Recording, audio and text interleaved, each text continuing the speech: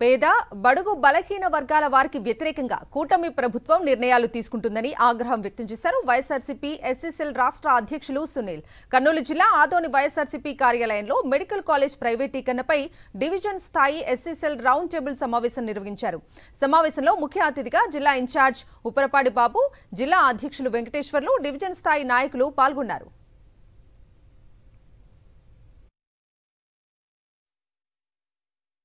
ఈరోజు కూటమి ప్రభుత్వం తీసుకున్నటువంటి ప్రజా వ్యతిరేక నిర్ణయాలు, దాంట్లో ముఖ్యంగా మెడికల్ కాలేజీకి సంబంధించి ఆయన ప్రైవేటు పరం చేయాలని చెప్పేసి కేవలం పేద దళిత బడుగు బలహీన వర్గాల మీద వ్యతిరేకతతోనే ఈరోజు చేయడం, నిజంగా కమిషన్ల కోసం కకృతి పడి ఈరోజు పెద్ద విద్యను పేదలకు దూరం చేయడం, అదేవిధంగా పెద్ద ఆసుపత్రిలో చూపించుకున్నటువంటి వైద్యాన్ని పేదలకు దూరం చేయడమే తప్ప ఇంకోటి కాదు. ఖచ్చితంగా మేమైతే వైఎస్ఆర్ కాంగ్రెస్ పార్టీ దీన్ని తీవ్రంగా ఖండిస్తా ఉన్నాం.